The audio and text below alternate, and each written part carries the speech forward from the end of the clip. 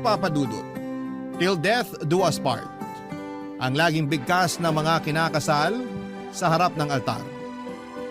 Ganon din ang pangakong binibitawan namin sa isa't isa ng asawa ko noong kami kinasal. At kahit papaano ay masasabi kong napanindigan naman namin ang pangakong yon. Tawagin niyo na lamang po ako sa pangalang Apollo, 45 years old at isang insurance agent mula sa Makati. Sumulat ako sa inyo dahil gusto kong i-share ang love story namin ng asawa kong si May na hanggang kamatayan ay nagpatuloy pa rin ang pagmamahalan naming dalawa. Sa mall kami unang nagkita ni May, Papa Dudut. Dati akong sales boy doon na ang trabaho ay ang mamigay ng flyers sa mga tao tuwing may promo ang pinagtatrabahuhan kong store. Sa dami ng mga taong nakakasalamuha ko araw-araw ay hindi ko pa noon napapansin na ilang beses na palang dumaan sa harapan ko ang aking the one. Parang routine ko na kasi noon ang mamigay ng flyer sa mga taong saglit ko lamang nakikita ang mga mukha kaya mabilis ko lang din silang nakakalimutan. Hanggang sa isang mukha ang nanatili sa memorya ko. Si May na halos araw-araw ko noong inaabutan ng flyer nang hindi ko namamalayan. Una ko siyang napansin dahil sa suot nitong pink na headband. Kinabukasan ay nakita ko ulit ang headband na yon kaya inabangan ko ulit siya sa mga sumunod na araw. Hanggang sa napagtanto kong iisa lang ang babaeng nagmamay-ari ng pink na headband na yon. Noong muling dumaan sa store ang babae ay doon ko na siya unang kinausap, Papa Dudut.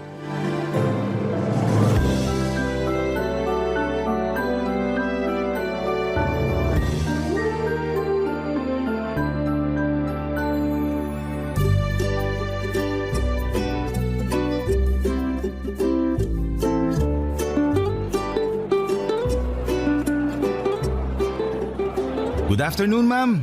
Ito po, flyer. May promo po kami this month. Baka gusto niyo po mag-avail. Salamat. Ay, teka lang. Ha? Ikaw na naman. Ano pong ibig niyong sabihin? Naalala kita eh. Ikaw yung lagi kong inaabutan ng flyer tuwing hapon.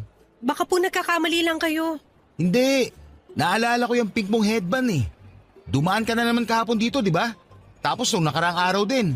Hindi po ako yun. Aalis na ako. Sandali lang, sandali. Hindi nga ako yun. Huwag ka matakot sa akin. Nagtatanong lang naman ako eh. Saka, wala namang masama kahit araw-araw kang kumuha ng flyers namin. Curious lang talaga ako. Hindi nga ako yun, ang kulit. Talaga ba? Kahit i-check natin yung CCTV ng store? Ha? May CCTV ba rito? Oo! Ayan oh, sa tapat ng store namin. Natutuwa lang ako sa ginagawa mo na kahit araw-araw kitang inaabutan ng flyer, kinukuha mo pa rin. Yung iba kasi, hindi man lang nila ako pansinin kapag nag-aabot ako sa kanila. Ang sakit kaya nun kapag hindi ka pinapansin ng mga tao. Nahihiya lang din kasi ako kapag hindi ko kinuha yung inaabot mo. So, ikaw ngayong babae kahapon sa kanong nakaraan. Sabi na eh, hindi ako nagkakamali. Naalala ko yung headband mo eh, kasi kakaiba. Pambata. Total, nandito ka na lang din. Baka naman may time ka para explain ko tong laman ng flyers namin. Okay. Hindi naman ako nagmamadali. Okay, sige. This month kasi, may promo kami. Kailan ba birthday mo? Tapos na. Tapos na ba? Sayang naman. Kapag kasi birthday mo this month, may 20% discount ka kapag bumili ka dito sa store ngayong buwan. Kasi anniversary namin. Pero huwag ka mag-alala. May 10% discount din kapag first time buyer. First time mo lang naman bumili sa amin kung sakali, no? Hindi ako mahilig sa gadgets eh. Hindi. Pero if ever lang bibili ka, ngayon ka lang din ba bibili dito sa amin? Oo, hindi pa ako nakakapasok dyan sa store nyo. Ayos! Ayun! So kung plano mong bumili ng cellphone o tablet o laptop, bumili ka na ngayong buwan kasi may discount ka. Ano palang pangalan mo? May. Ako pala si Apollo. Salamat Apollo pero wala akong pambili ng tinda nyo eh. Tsaka may cellphone na ako. Hindi ko kailangan ng bagong cellphone ngayon. Ganun ba? O sige, pero kapag nangailangan ka, dito ka sa amin pumunta ha. Tutulungan kita makakuha ng discount. Okay. Sige. May kailangan ka pa ba? May gusto ka bang itanong? Ang totoo niyan, hindi yung ibinibenta mong sadya ko. kung bakit ako paulit-ulit na dumadaan dito sa store nyo. Ha? Ano? Teka, sinasabi mo ba na sinasadya mong dumaan dito? Parang gano'n na nga. Wala naman talaga akong binibili sa mall na to eh. Bakit ka nagpupunta dito? Nangongolekta ka ba ng flyers? Hindi, wala, nakakaya. Basta, alis na lang ako, baka naabahala na kita. Hindi, sandali. Sabihin mo na. Bakit ka naman dumadaan dito kung wala ka naman palang ibang sadya? May sadya ko pero hindi yung store nyo ang sadya ko. Ano? Ikaw, Ha? Ako? matagal ko nang gustong itanong sana yung pangalan mo pero nahihiya lang ako makipag-usap sa'yo. Bakit naman gusto mo malaman pangalan ko? Gusto kitang hanapin sa Facebook para ma-add sana kita. Talaga? Bakit naman? Ang dami mo namang tanong. Crush kasi kita. Ayan, nasabi ko na yung dahilan. Sasabihin mo na ba yung Facebook mo? Totoo ba? Oo nga. Malapit nang maubos yung kapal na mukha ko. Sabihin mo na yung Facebook mo para makaalis na ako. Ganito na lang. Malapit na matapos yung shift ko. Maantay mo ba ako? Bakit naman kita aantayin? Gusto mo makuha Facebook ko, di ba? Antayin mo ko. Gusto muna kita kilalanin bago ko ibigay yung FB ko. Maliit na tao si May Papadudut. Wala pa yata siya sa 5 feet kaya kapag pinagtabi kami ay para kaming magkapatid. Maganda siya, maliit ang mukha pero mature na ang itsura. Singkit ang kanyang mga mata at napaka-expressive ng mga ito. Sa mga mata pa lang kasi ay matutukoy mo na kaagad kung ano ang nararamdaman niyang emosyon dahil napaka-suggestive nito. Nakatira lang si May malapit sa mall kung saan ako nagtatrabaho noon. Tendera siya sa isang bakery nung nakilala ko siya. Lagi raw siyang tumatambay sa mall para makakita ng artista. Marami kasing nagaganap na mall shows sa mall na pinagtatrabahuhan ko noon at karaniwan ay marami rin talagang artista na nagpupunta noon. Noong minsang dumaan siya sa harapan ng store namin ay inabutan ko raw ng flyer si May at doon din ay agad siyang nakaramdam ng attraction sa akin. Hindi naman sa pagmamayabang pero mukha raw kasi akong artista, Papadudut. Simula noon ay araw-araw na siyang dumadaan sa store namin para kumuha ng flyer na inaabot ko sa mga tao. Hanggang sa mamukhaan ko na nga siya at nakausap. Doon na po nagsimula ang pagkakaibigan naming dalawa, Papadudut. Kinuha niya ang Facebook account ko para doon ako kulitin. Kakaiba ang personality ni May, mapaglaro at weird ang ugali nito. Para bang malayo sa mga normal na tao kung tumatakbo or tumakbo ang pag-iisip niya. Siya yung tinatawag na out of the box kung mag-isip. May usapan nga kami noon tungkol sa mga alaga naming hayop. At bigla na lang niya akong tinanong kapag daw ba magkakapareho ang size ng bawat hayop sa mundo. Sino raw sa kanila ang mananalo kapag naglaban? Napahagalpak na lamang ako ng tawa noon habang ini-imagine ko ang langgam at elepante na magkasing laki at naglalaban. Kasabay nito ay napaisip din ako kung sino nga ba sa kanila ang mananalo. Dahil sa kakaibang personality na ito ni May, kung kaya naman ay nagkaroon din ako ng interes sa kanya. Kaya naman noon nagkaroon ako ng oras para magpahinga. Mula sa trabaho ay inaya ko siya para manood ng sine na agad naman niyang pinaunlakan, Papadudut.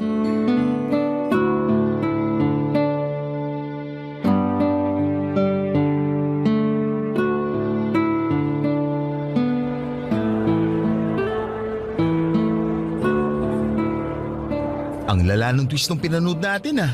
Sabi ko sa'yo yun ang killer. Ayaw mo kasing maniwala. Sino ba naman kasi mag-aakala na yung bida ang mismong buwapatay? Hindi ko yun in-expect. Ang galing ng direktor nun. Anong hindi halata? Halata nga eh. Tsaka hindi na bago yung twist na yun. Ilang beses na yung nagamit sa ibang pelikula. Talaga ba? First time ko lang makapanood ng ganun eh. Mahilig ka ba talaga manood ng mga mystery thriller? Oo. Yan ang paborito kong genre ng pelikula. Lahat na yata ng mystery na palabas na panood ko na eh. Kakaiba ka. Halos lahat ng kakilala ko mga babae. Puro love story ang gustong panoorin sa sine. Pero ikaw, mas gusto mo yung patayan. Masyado na kasing predictable yung mga love story na yan. Puro recycled yung kwento, paiba-iba lang yung artistang bida. Kung sa bagay, nakokornehan din naman ako sa mga love story. Bakit naman? Ibang-iba kasi siya sa totoong buhay. Kapag sa pelikula, parang napakadali magkaroon ng karelasyon. Parang napakagandang ma-in love. Pero ang totoo niyan, hindi naman ganun ka-magical ang pag-ibig tulad ng sinasabi nila. At bakit mo naman niya nasabi? Magical kaya ang pag-ibig. Kapag tumibok na ang puso mo para sa isang tao, para kang nasa alapaap dahil sa saya. Sa simula lang yan. Mawawala rin yung pakiramdam na yan kapag nagsimula na yung mga problema ng pag-ibig. Tulad ng sawaan, agawan, traiduran at lokohan. Parang pinagdaanan mo yung mga yan ah. Hindi ko naman yan sasabihin ko, hindi ko pa naranasan eh. Bakit?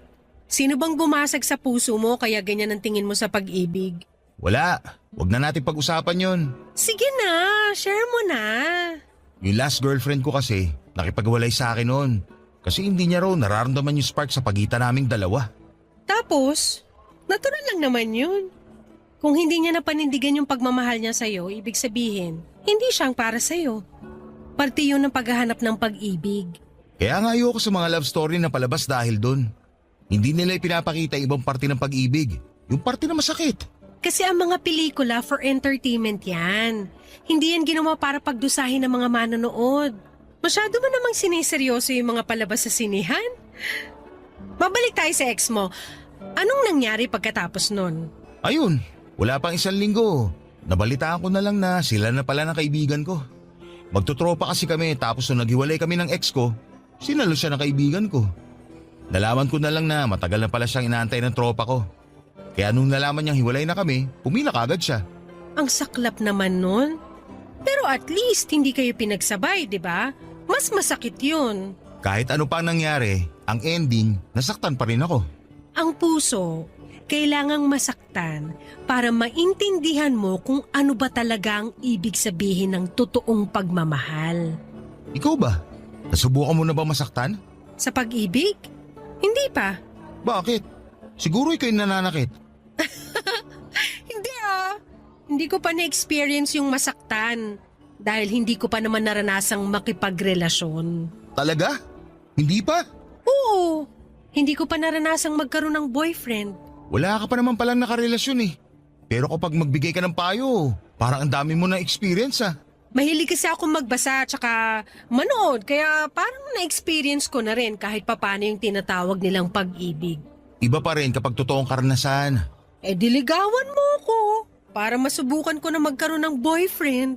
Lo, ang prangka mo talaga kahit kailan. Hindi naman na kasi sikreto na may gusto ko sa'yo. Ikaw lang naman yung inaantay ko eh. Ay nako, tara na nga. Baka kung saan pa mapunta tong usapan na to. Kain muna tayo bago umuwi. Okay, sige.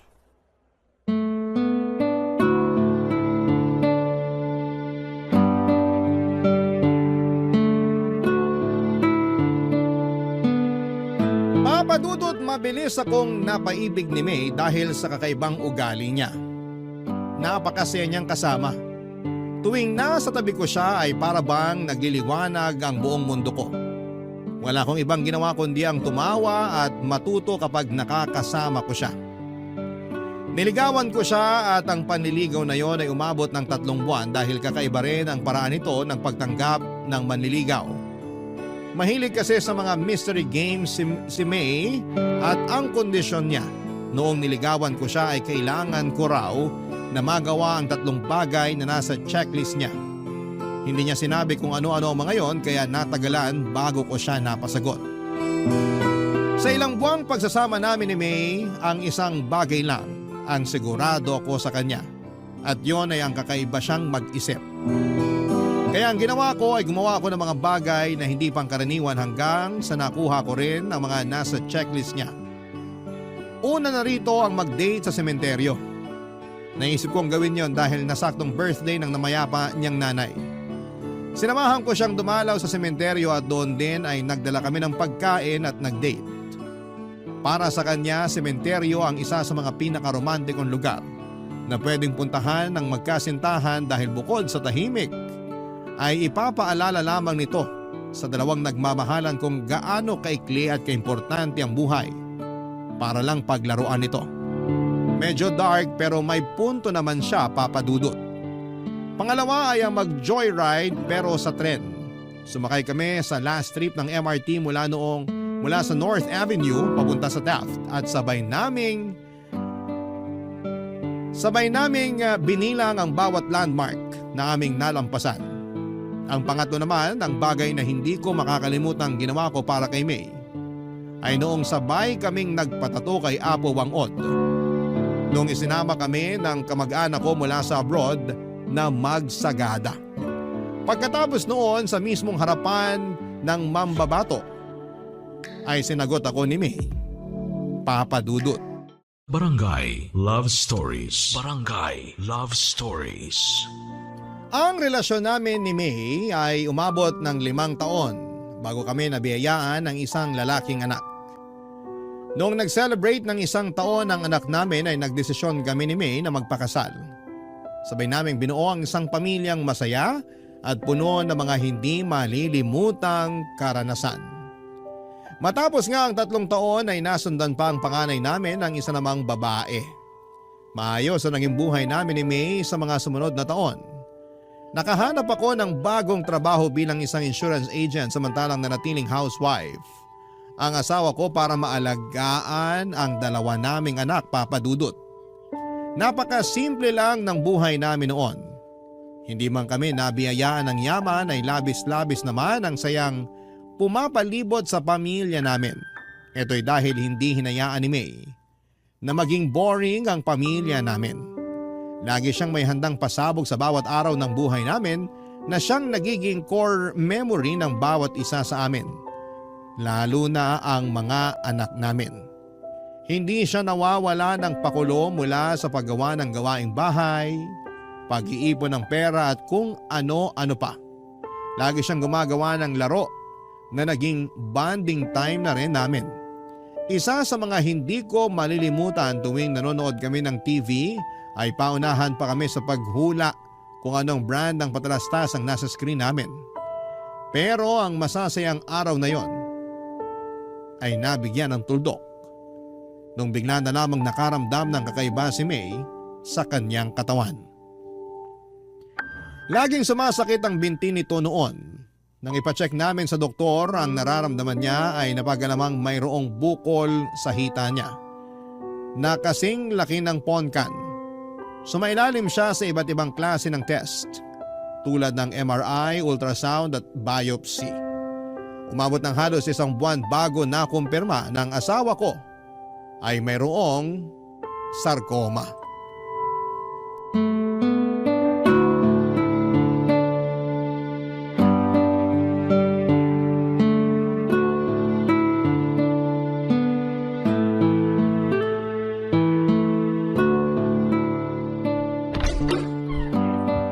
Mahal, nandito na ako. Maaga ka umuwi ngayon ah. Oo, wala akong masyadong nakasabay mag-commute. Ewan ko ba? Sana ganun lagi para maaga ako nakakauwi. Nasaan pala yung mga bata? Tulog sila pareho. Halika rito, tabihan mo ako, may papagawa ako sa'yo. Ano yun? Ito, ginawan kita ng word search puzzle. Word search? Oo, bilugan mo yung mga salitang mahahanap mo rito. Para saan naman to? Basta, may 5 salita akong nilagay dyan. Okay, wala bang clue? Ano mga salita yung hanapin ko? Mga medical term. Medical term? Okay. Ayun, malignant, tama ba? Tama, 4 pa. Ano pa ba? Hindi ako maalam sa mga medical na to eh. Ito, tama ba to? Biopsy! Galing! 3 pa, dalingan mo. Para saan ba kasi to? Basta, kapag nahanap mo na lahat yung words, may ibabalita ako sa'yo. O sige. Ayun! Therapy. Ayun pa! Tumor! Isa na lang. Nasaan pa ba? Hindi, mali. Nahanap ko na yung huli! Cancer! Congrats! Ano namang kinalaman ito sa ibabalita mo sa akin? Ano ba yung mga nahanap mong salita? Cancer, tumor, therapy, malignant, tapos biopsy. Teka, dumating na ba yung mga test mo sa ospital? Oo, nagkausap na kami ng doktor ko kanina. Confirmed. Ang alin? Yung mga binilugan mong salita, yan yung sakit ko. Cancer. Ano? Pinaglaro mo ako para lang sabihin may cancer ka? Pinaglolo ko mo ba ako, May? Ang boring naman kasi kapag sinabi ko lang sa'yo ng diretsahan. Mas maganda yung may thrill para surprise. Sa tingin mo, nakakatuwa itong ginagawa mo? Buhay itong pinag-uusapan natin. Magseryoso ka naman kahit ngayon lang. Hindi lahat pwedeng gawing laro. May cancer na nga ako, pinapagalitan mo pa ako. Sorry. Ikaw kasi. Anong sabi ng doktor? Anong klaseng cancer? Anong stage? Sarcoma. Ano yun? Anong klaseng cancer yun? Hindi ko maalala yung sinabi ng doktor. Parang cancer sa buto at sa tissue. Parang ganun. Buong katawan. Kailangan ko raw ng treatment para maagapan yung pagkalat ng cancer. Kailan ka magsisimula? Wala pang date. Sinabi ko kay Doc na kakausapin muna kita tungkol dito. Magpa-treatment ka na. Huwag na natin patagalin to. Pero kakayanin ba natin yung gastos? Huwag mo nang problemahin yan. Ako nang bahala sa gastos. Magagawan ko yan ng paraan. Hindi ba mas makakabuting mamatay na lang kaysa idamay ko pa kayo sa problemang to? Anong pinagsasabi mo? Ang pera, nahahanap yan. Ang buhay, hindi na yan napapalitan.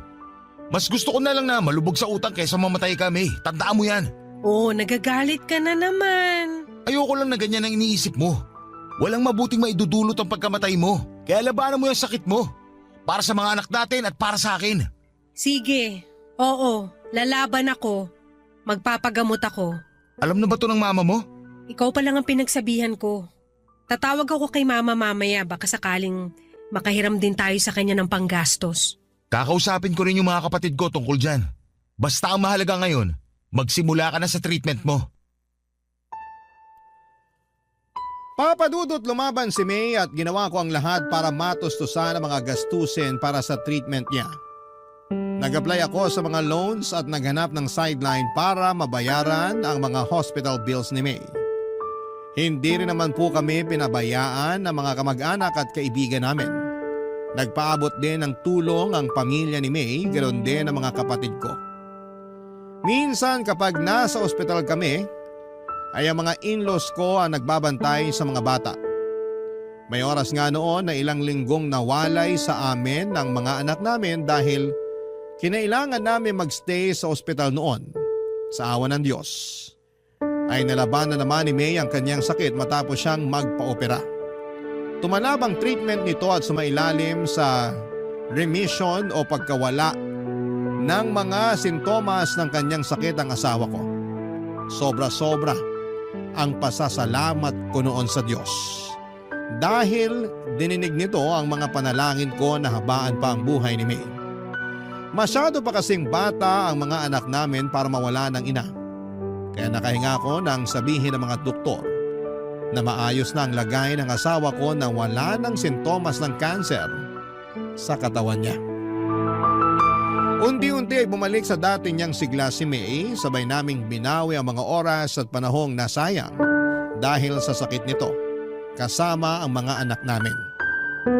Muli naming binalik ang dating sigla ng aming pamilya at sa loob ng 3 taon ay namuhay kami ng tahimik at masaya. Subalit muling sinubok ang tatag at pananampalataya ng aming pamilya nung muling nagparamdam ang sakit ni May.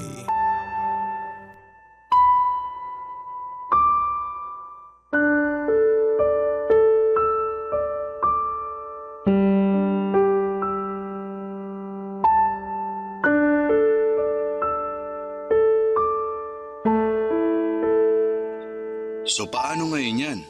Nasa ospital pa rin ba kayo ngayon? Kakauwi lang namin ng bahay. Kumusta si May? Ayun, parang wala lang sa kanya yung nalaman niya. Mas ako pa nga yung apektado eh. Ako pa yung mas naunang umiyak kaysa sa kanya.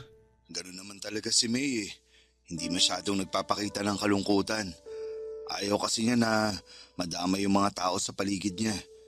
Matapang yun eh, pero kahit ganun, samaan mo na lang muna siya.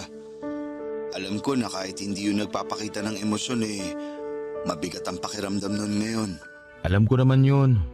Nagpapahinga na siya ngayon. Kailan ulit siya sasailalim sa kimo niyan? Bukas na ulit. Medyo aggressive daw yung cancer sa katawan niya. Kaya mas madugo ang treatment ngayon kaysa noon. Hayaan mo, isasama ko siya sa mga panalangin ko. Manalig lang kayo sa Diyos. Malalampasan niyo rin to katulad ng dati. Salamat, Dan.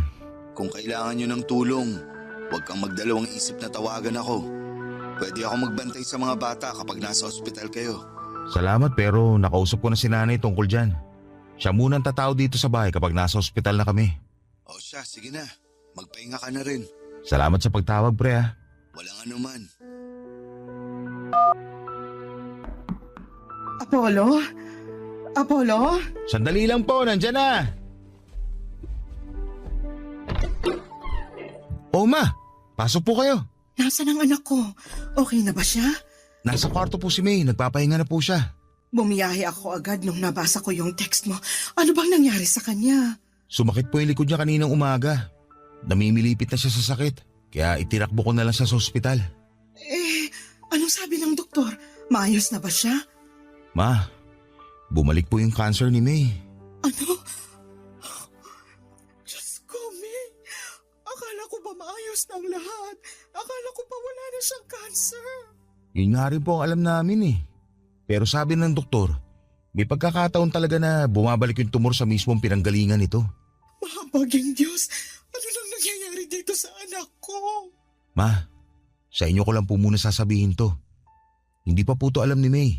Pero bago kami umuwi, nakapag-usap kami ng doktor niya. Anong sinabi niya sa'yo? Masyado daw aggressive yung cancer cell sa katawan ni May. Binigyan na po siya ng doktor ng taning. Anong sabi mo? 2 weeks hanggang 2 months na lang daw po yung tatagal ng katawan niya. Hindi ito maaari. Baka naman nagkakamali lang yung doktor. 2 weeks? Magkausap lang kami kahapon ni May sa video call. Ang lakas-lakas pa ng anak ko. Basta ang sabi lang po sa akin, ihandaan na lang po natin ang mga sarili natin. Pero ma, huwag niyo na lang mo sanang sabihin to kay May ha. Ayokong mapanghinaan siya ng loob. Diyos ko, ang anak ko. Gagawin naman daw po ng mga doktor ang magagawa nila para mapahaba pa ang buhay ni May. Umaasang tumalab yung treatment at mapahina ulit yung cancer katulad ng dati. Pero sa pagkakataong to, baka raw po medyo dehado. Anong klaseng doktor yan kung hindi pa man nagsisimula yung treatment nawawala na sila ng pag-asa? Tayo na lang po ang inaasahan ni May. Kaya wag din sana tayo mawala ng pag-asa. Palaban si May at alam kong lalabanan niya itong sakit niya. Magtiwala po tayo sa Diyos. Papadudot ang panalangin ko noon sa Diyos ay dugtungan pa ang buhay ng asawa ko. Pinagbigyan niya ako at dinugtungan niya ang buhay ni May. Maaaring kalabisan na kung humingi ulit ako sa kanya ng oras pero yun po ang ginawa ko. Ipinagpanalangin ko ulit na sana'y malampasan namin ang panibagong dagok sa buhay namin at tunay ngang God is good dahil ang hiling kong yon ay muling tinupad ng Panginoon. Nalampasan po ni May ang taning na ibinigay sa kanyang buhay. Ganon pa man ay tuluyan ng humina ang katawan nito. Nakaratay na lamang siya noon sa kama, hirap kumilos, hirap kumain, hirap huminga. Ang tanging nagagawa na lamang niya noon ay ang umiyak ng umiyak dahil sa sakit na nararamdaman niya mula sa iba't ibang parte ng kanyang katawan. Hindi ko po iniwan si May sa kanyang laban. Lagi akong nasa tabi niya sa tuwing nahihirapan siya. Mula umaga hanggang sa pagtulog namin ay hawak-hawak ko ang mga kamay niya para maiparamdam ko sa kanyang hindi siya nag-iisa.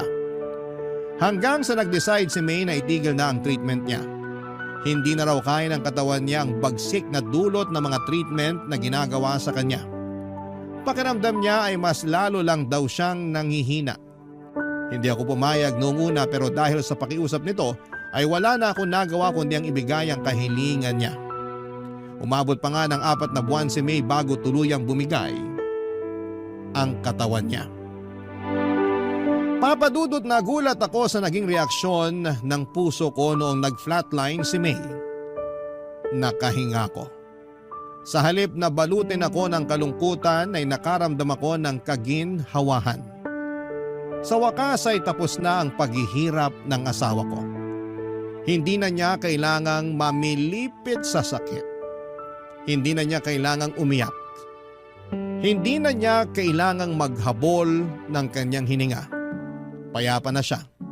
Wala nang paghihirap. Wala nang pagdurusa. Barangay Love Stories. Barangay Love Stories. Papadudot ang isa sa mga pinakamahirap na parte ng pagluluksa ay ang pagharap sa katotohanan.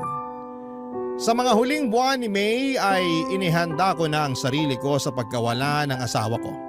Ang akala ko noon ay makakaya ko nang tanggapin ang katotohanan, pero noong nangyari na nga ay hindi pa rin pala ganong kadali ang lahat. Sa buong burol ni May ay wala akong ibang naramdamang emosyon kundi ang pagkamanhid. Marahil noong mga panahong yon ay hindi pa napoproseso ng utak ko ang mga nangyayari. Para akong robot na sinunod ang lahat ng kahilingan ng asawa ko. Isang listahan kasi ang ginawa niya na kailangan kong sundin kapag namatay siya. Siya ang namili ng kulay ng makeup na isusuot sa kanya. Pati damit at kulay ng kabaong ay pinagplanuhan din niya. Gusto niyang paglamayan namin siya ng 1 linggo bago siya i-cremate. At kapag abo na lamang siya ay ako raw mismo dapat ang magpapakalat ng mga abo niya sa lugar kung saan niya ako sinagot. Walang iba kundi sa Sagada. Ginawa ko ang lahat ng iyon, Papa Dudut, maliban sa hunintong kahilingan na ikalat ang abo niya. Hindi ko pa kasi siya kayang bitawan. Kaya naman pinagsantabi ko muna ang kanyang kahilingang yon. Matapos i-cremate si May ay sakalang nag-sink in sa akin na wala na talaga ang asawa ko. Hindi na niya maisusuot ang paborito niyang damit. Hindi na niya magagamit ang mga make-up na nakakalat pa rin sa kanyang vanity mirror. Hindi na niya matatapos ang librong binabasa niya na nooy 3 chapters na lamang ang natitira. Wala na ang asawa ko. Isa yung katotohanan na nahirapan akong tanggapin. Gabi-gabi akong umiiyak sa CR, Papa Dudut, habang pilit na tinatago ang nararamdaman kong kalungkutan mula sa mga anak ko. Para bang naging routine ko na ang tumambay sa CR habang binabalikan ang mga masasayang ala-ala namin ni May.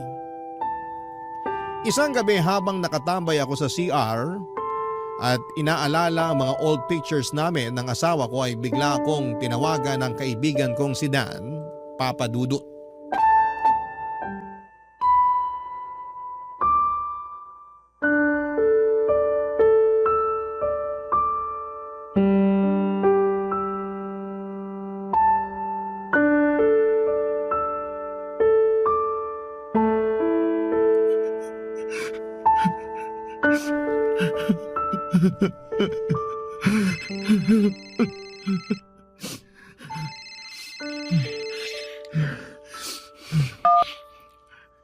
Hello, Dan. Napatawag ka. Hello pre, gising ka pa ba? Hindi ba kita naabala? Hindi naman. Gising pa ako. May inaayos lang ako. Bakit? May problema ba? Wala naman, kukumustahin lang sana kita. Maayos naman ako ngayon. Talaga? Alam ko na nasa sitwasyon ka ngayon kung saan hindi mo na pwedeng i-deny yung nangyari. Ngayong tapos na ang lahat, ngayon mo lang mararamdaman yung sakit ng pagkawala ng asawa mo. Alam ko yun kasi naranasan ko na rin yan nung namatay yung asawa ko. Kaya naiintindihan ko kung hindi ka man okay ngayon. Ang hirap lang talagang tanggapin, pre. Ito mga nakaraang araw, akala ko kaya ko eh. Yun pala, nakakaya ko lang yung bawat araw kasi maraming tao nakapaligid sa akin. Nandiyan na kayo ng kaibigan at pamilya ko. Pero ngayon mag-isa na lang ako. Ngayon lang tumama yung sakit. Ngayon ko lang naramdaman yung kalungkutan. Ang hirap.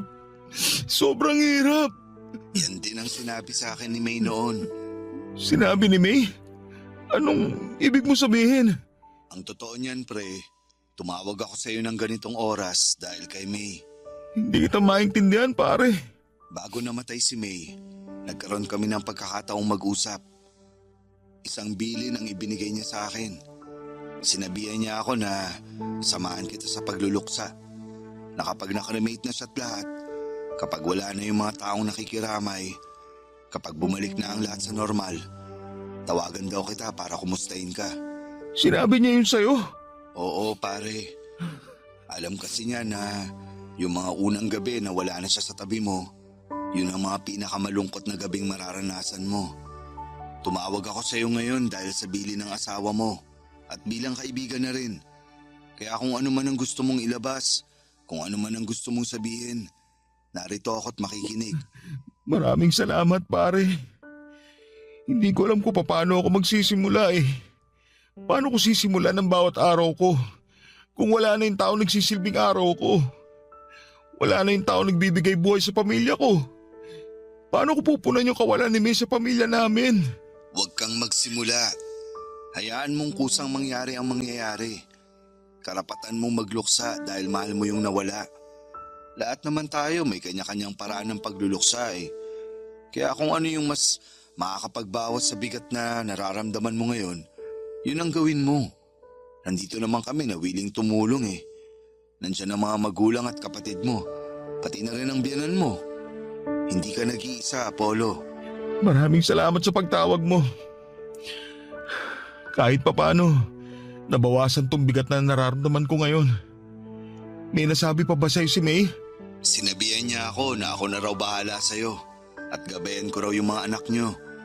Siguraduhin ko raw na tulungan kitang matanggap ang nangyari. Hindi ko alam kung bakit ako yung napili ni May, kung bakit ako yung pinagkatiwalaan niya, pero siguro dahil biyudo na ako kaya naisip niya na isa ako sa makakatulong sa'yo.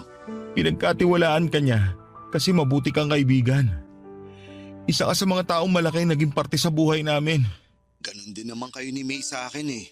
Kayong dalawa yung naging kasangga ko nung nawala ang asawa ko. Kaya nararapat lang na ibalik ko sa inyo yung pabor. Basta, tandaan mo lang, isang tawag lang ako kapag may problema ka. Maraming salamat ulit, pare. Walang anuman.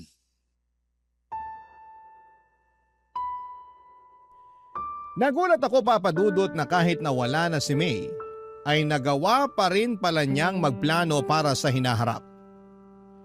Hindi ko lubos maisip na kahit nasa kalagitnaan na ng paghihirap si May, ako pa rin ang iniisip niya. Mas lalo tuloy akong nalungkot at nangihinayang sa sanay magandang buhay ng asawa ko. Napakabata pa niya para pumanaw. Marami pa siyang pwedeng mapasaya sa buhay kaya sobra akong nasayangan sa sanay buhay na pwede pa nitong maranasan. Papadudot hindi lang si Dan ang binili ni May na tumawag sa akin. Sa ika-40 days ng pagkamatay ni May ay nagkaroon ng memorial service sa bahay. Doon ay nilapitan ako ng kapatid ko at isang sulat ang ibinigay niya sa akin, papadudot. Anito ay sulat yon ni May para sa akin. Pero ang kapatid ko ang nagsulat nito dahil hindi na kaya noon ni May ang bumangon. Basahin ko raw ito kapag wala ng tao sa bahay. Kapag mag-isa na lamang ako at nakakaramdam ng kalungkutan. Sa sulat ay kinumusta ako ni May. May mga ilang bilin din siya sa sulat, papadudot, kung ano ang dapat kong gawin sa mga naiwan niyang gamit. Gusto niyang itapon ko na ang mga personal niyang gamit. Ang mga damit naman na pwede pang isuot ay idonate ko raw sa mga nangangailangan.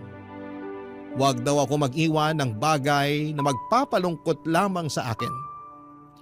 Kinabukasan ay yun po ang ginawa ko. Nilinis ko ang kwarto namin at kahit mabigat sa pakiramdam ay tuluyan ko nang inalis sa bahay ang mga gamit ng namayapa kong asawa. Sa mga sumunod na buwan ay nagkaroon ako ng excitement sa kung sino pa ang mga taong binilina ni May. Araw-araw ko nag-aabang sa mga tawag ng mga kamag-anak at kaibigan namin dahil baka may dala-dala silang mensahe mula sa asawa ko, papadudot.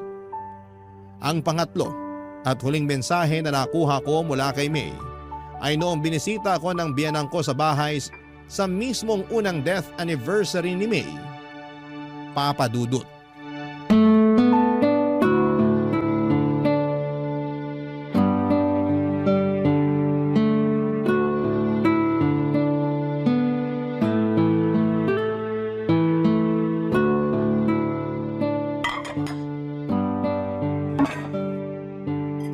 Ma, ako na po dyan. Hindi na, ako na magliligpit dito.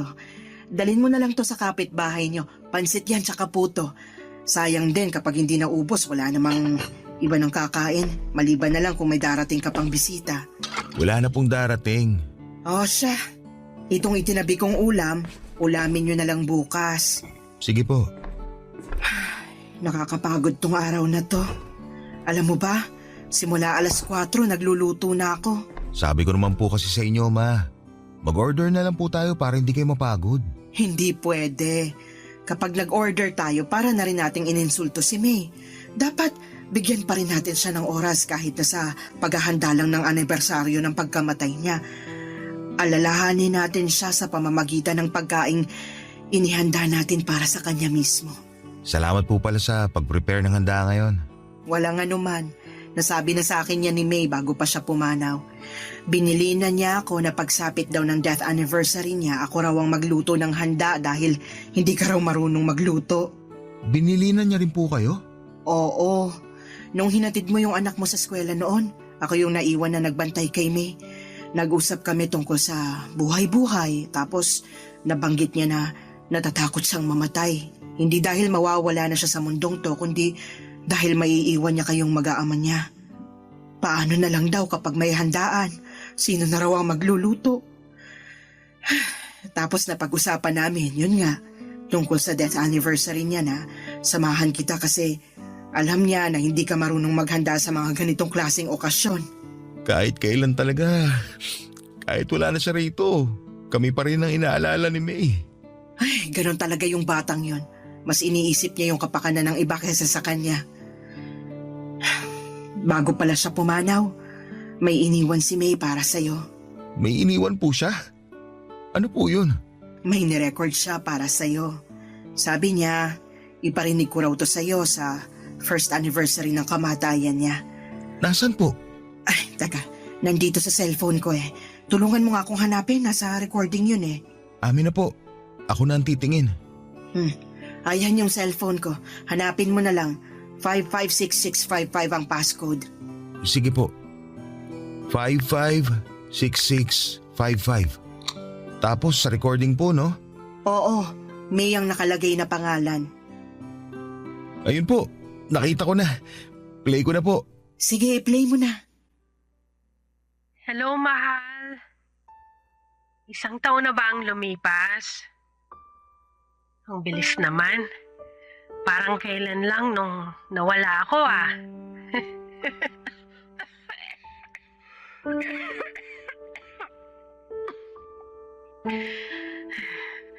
Joke lang yun ah.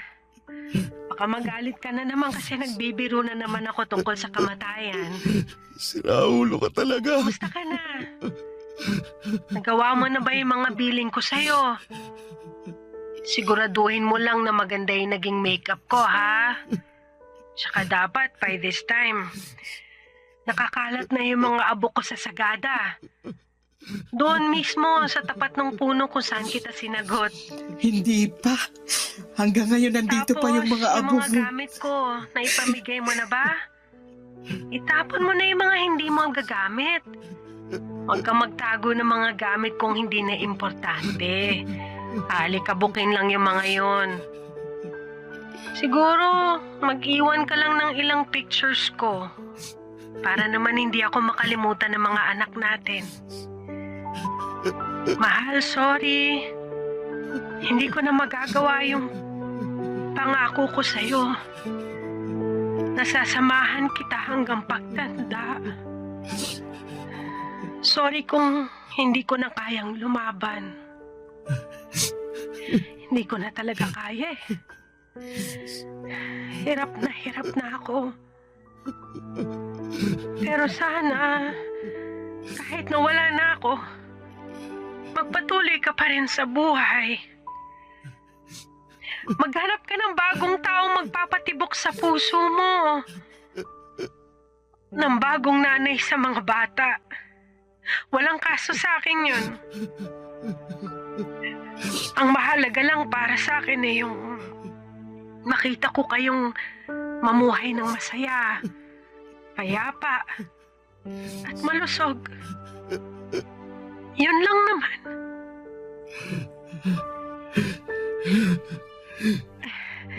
Ito na yung huling habiling ko sa'yo. Ikaw nang bahala sa mga bata, ha? Paalam, mahal ko. Paalam, mahal.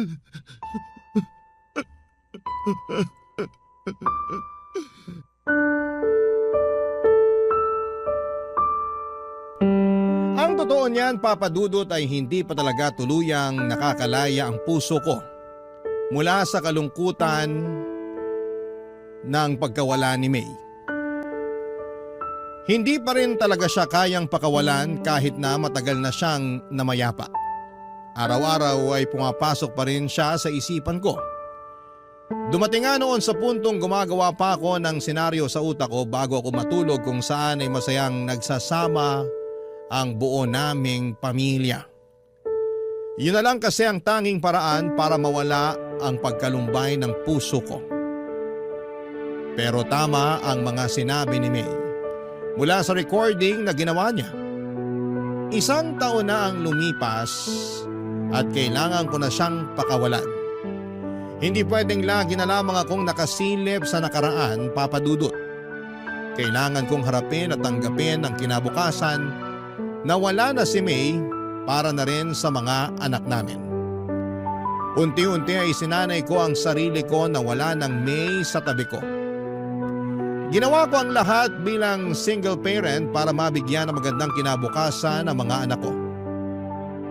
Nung nakahinga na ang puso ko ay dinala ko ang mga bata sa sagada at doon ay ikinalat namin ang mga abo ni May. Papa Dudut, hindi na po ako nakapag-asawa pang muli at sapat na sa akin ang 2 anak namin ni May.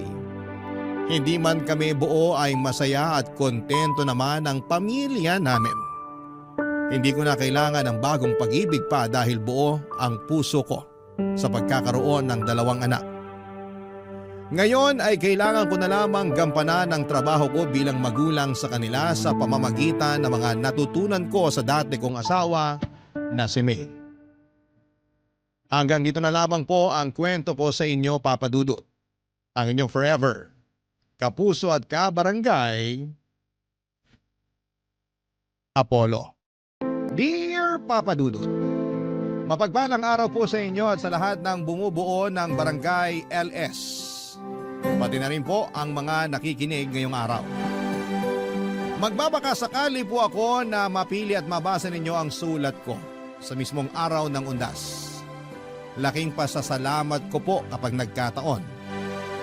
Tawagin niyo na lamang po ako sa pangalang Junie, 29 anyos. Taga-Aklan na po ako ngayon pero nangyari po ang kwento ko noong nakatira ako sa Antique. Lumaki po ako na walang ama. Ang tumayong tatay ko po noon ay yung stepfather ko na si Tito Domeng. Kaya nang mamatay ang nanay ko ay siya na lamang ang naiwan sa akin. Hindi niya ako pinabayaan kahit na hindi naman niya ako kadugo. Aaminin ko po agad sa inyo na matatakotin po akong tao. Madali akong magulat at nagbubutil-butil po talaga ang pawis ko kapag nakakaramdam ako ng takot. Mula pagkabata po kasi ay nakakakita ako ng mga ligaw na kaluluwa. Malakas din ang pakiramdam ko tuwing may kakaibang elemento sa paligid ko. Laki ako sa probinsya at marami ng kababalaghan ang naranasan ko na hindi ko pa nakikwento sa iba. Wala rin akong pinagsabihan noon na nakakakita ako ng mga ligaw na kaluluwa. Pero isa lang ang nasiguro ko noon. Bukas ang third eye ko kaya nakikita ko sila. Hindi yun naging madali sa akin dahil madalas akong nasasabihan na maluwag ang tornilyo. Masakit po para sa aking masabihan ng ganon dahil hindi ko naman ginustong magkaroon ng ganitong kakayahan. Kaya naman tuwing natatakot ako ay tinutumbasan ko na lamang yon ng dasan. Hindi naman ako araw-araw nakakaranas ng kababalaghan pero tuwing nakakakita ako ng isang ligaw na kaluluwa ay binabangungot po ako, Papa Dudut. At noong malaman ni Tito Domeng ang tungkol sa kakayahan ko ay ginamit niya ako sa panggagamot niya. Marami pa rin po kasi noon sa probinsya yung mga naniniwala sa tradisyonal na manggagamot. Sa mga ganong manggagamot lumalapit ang mga tao kapag walang sapat na perang pampaospital. At yun nga po ang naging trabaho ng stepfather ko, Papa Dudut. Noong bata pa ako'y bilib na bilib ako sa kanya sa paniniwalang nakapanggagamot nga talaga siya. Pero nang lumaki na't nakapag-isip ng mabuti, ay saka ko lang napagtanto na malaking kalokohan lang pala ang lahat, Papa Dudut.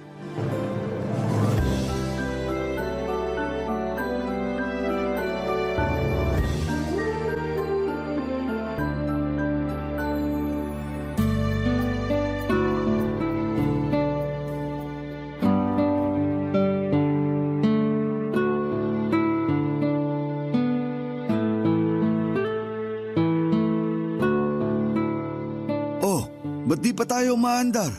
Titingnan ko muna yung gulong, Tito. Flat yata. Ha? Ngayon pa talaga? Pudpud na kasi yung gulong nitong tricycle eh. Sa susunod na linggo ko pa sana balak palitan. Kaso inabutan na ngayon. Paano ngayon yan? Papalitan ko na lang sandali. May dala ka bang ekstrang gulong? May naikarga naman ako sa likod, Tito. Mabuti naman. Bilisan mo na lang. Mag-aalas 11 na ng gabi. Teka, bababa muna ako nang mapalitan mo yung gulong ng maigi. Yung mga gamit mo pang ayos, nadala mo rin ba? Lagi lang naman nandito sa likod yon. Buti na lang talaga naisipan kong ikarga tong gulong kanina. Kung hindi, baka dito na tayo magpapalipas ng gabi.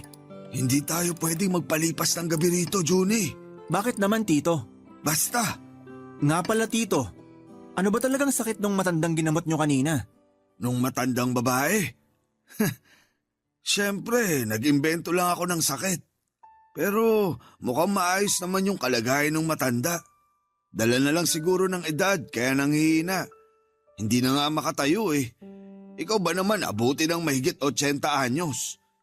Hindi mo ba nakita kanina kung gaano katanda yung ale? Hindi naman ako pumasok sa bahay nila, kaya hindi ko na nakita yung matanda. Kayo lang naman kailangan dun. Umamin ka nga. Napipilitan ka lang bang sumama sa akin? Paano tayo paniniwalaan ng mga ginagamot ko kung hindi mo ipinapakitang suportado mo ko sa ginagawa ko? Mali naman kasi naman loko tayo ng ibang tao, Tito. Totoong herbal naman yung pinababayaran ko sa kanila. Hindi ko nga lang alam kung magagamot nun yung sakit na meron sila. Pero hindi ko nakasalanan yun. Sila tong may kailangan sa akin. Yun na nga, Tito eh. Kailangan nila kayo kasi wala silang pampaospital. Nagtiwala sila sa inyo. Pero naging katiwa-tiwala ba kayo? Hindi na mahalaga kung nagtiwala sila sa akin o hindi. Hindi ko naman sila gagamutin sa ikalawang pagkakataon. Kung wala akong nagawa para sa kanila sa unang beses na lumapit sila, malamang kukuha na ng panibagong manggagamot yung mga yun. Kaya bakit pa ako mag-aalala? Paano nga kung wala silang makuha? Sa tingin nyo ba, may maitutulong pa yung herbal na ginawa nyo? Nung tinikman ko nga yung laman ng binibenta nyo, oregano lang yung nalasahan ko. Bakit mo kasi tinikman? Sira ulo ka pala eh. Ay, bilisan mo na lang dyan ang makauwi na. Juni, kaninong aso yung nasa may likuran mo? Malay ko po, di naman tayo taga rito. Tsaka, anong aso sinasabi nyo? Wala naman ako nakikita. Tumingin ka sa likuran mo. Anak ng, kanina pa ba yan dyan? Bugawin mo. Baka mamaya, hindi lang basta aso yan. Nasa liblib na lugar pa naman tayo. Wala tayong maihingan ng tulong dito. Shoo! Alis! Umalis ka rito! Hoy! Ano ka ba? Hindi naman umaalis eh. Batuhin mo na. Tito, alam niyo namang may ginagawa pa ako rito eh. Kung kayo na lang kaya bumato. Naduduwag ka lang yata eh. Ay, pambihira naman oh. Bibilisan ko na lang dito para makaalis na tayo. Ano, Juni? Wala na bang ibibilis yan? Tapos na ako, Tito. Pwede na kayong sumakay. Oh, ayos lang ba kayo? Paano ako magiging maayos kung may umaalulong na aso malapit sa atin? Aso lang naman yan, Tito. Tara na, uwi na tayo. Inilabutan ako ron ah. Bakit, Tito? May nakita ba kayo kanina? Wala. Pero nakakatakot kapag sa harapan mo mismo umalulong yung aso. Hindi naman sa inyo nakaharap yung aso kanina habang umaalulong. Kahit na, hindi pa rin maganda yun. Lalo na't hindi naman natin alam kung saan nanggaling yung asong yun. Sandali, alam mo ba kung anong ibig kong sabihin? May naaamoy silang masamang espiritu. Hindi lang yun. May mamamatay rin.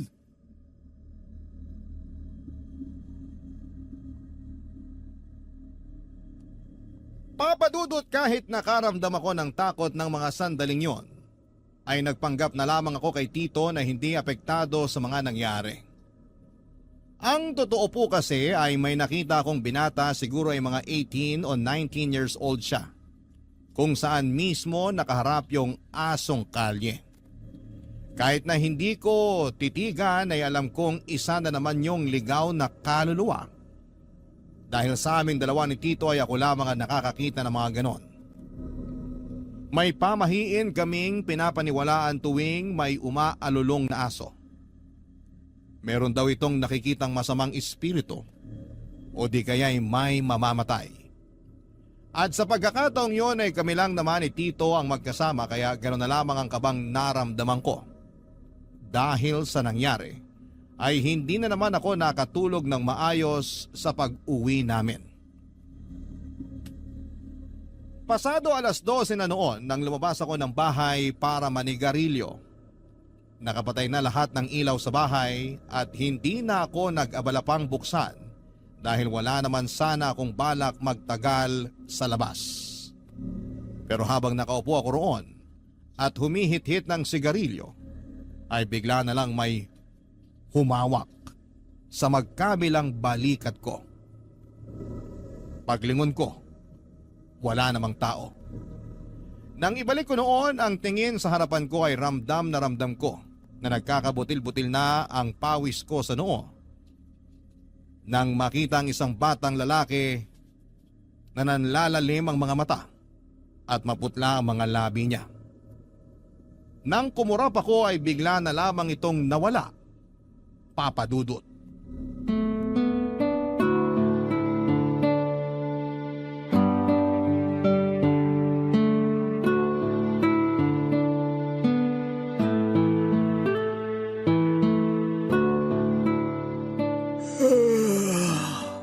Parang antok na antok ka.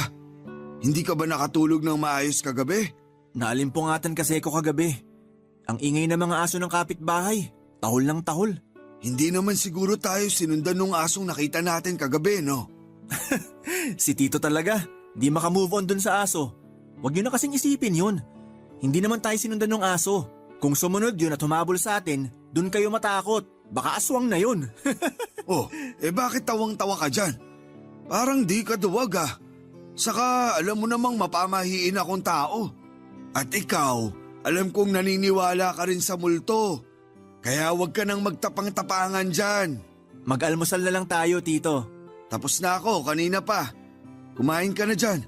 Naglaga ako ng kamote at itlog para sa almusal. Ayusin mo yung sarili mo. Hindi pwedeng paantok-antok ka sa pupuntahan natin mamaya. Tito, baka naman pwedeng mamasada na lang muna ako. Kayo na lang pumunta ron sa gagamutin nyo. Hindi naman ako kailangan dun eh. Kayang-kaya nyo na yun. Ano?